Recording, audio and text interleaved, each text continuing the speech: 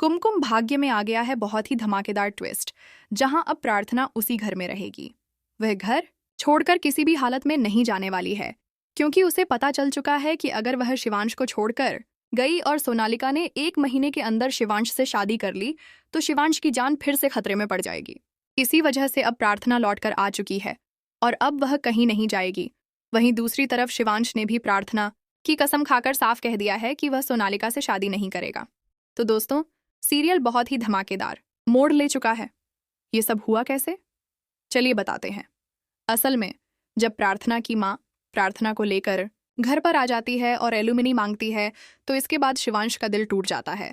वह सोचता है कि प्रार्थना को थोड़ी ना एलुमिनी चाहिए होगी, बल्कि उसकी माँ को पैसों की ज़रूरत होगी।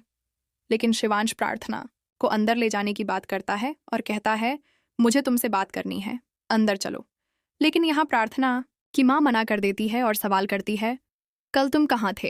तुम इसके पति हो ना, इसी हक से इसे ले जा रहे हो, तो फिर कल कहाँ थे जब इसे धक्के मारकर इस घर से निकाला गया था? ये सुनकर शिवांश कुछ भी जवाब नहीं दे पाता। इसके बाद प्रार्थना शिवांश के साथ कमरे में चली जाती है।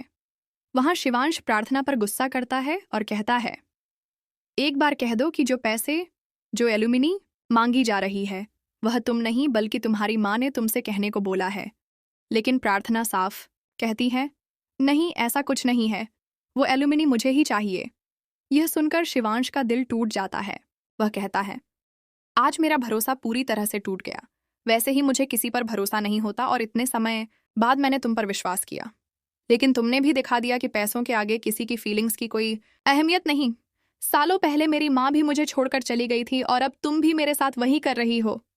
यह सुनकर प्रार्थना इमोशनल हो जाती है, उसका दिल टूट जाता है। हालांकि शिवांश को अंदर से लग रहा होता है कि शायद प्रार्थना ये सब जानबूझकर नहीं कर रही।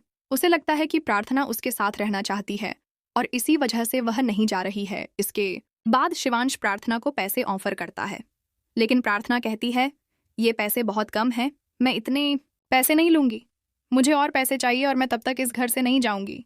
यहीं से कहानी में बड़ा मोड़ आता है। प्रार्थना घर में ही रुक जाती है और शिवांश उससे वादा करता है कि जब तक तुम इस घर में हो मैं सोनालिका से शादी नहीं करूंगा। अब देखना बेहद दिलचस्प होगा कि सोनालिका अपनी अगली चाल क्या चलती है। तो दोस्तों, आपको क्या लगता है? क्या आप भी चाहते हैं कि शिवांश और प्रार्थना एक साथ रहें और सोनालिका को इस घर से बाहर कर दें? आप हमें अपनी राय ज़रूर कमेंट करके बताएं और ऐसे ही चौंकाने वाले ट्विस्ट से जुड़े रहने के लिए हमारे चैनल को सब्सक्राइब करना बिल्कुल न भूलें।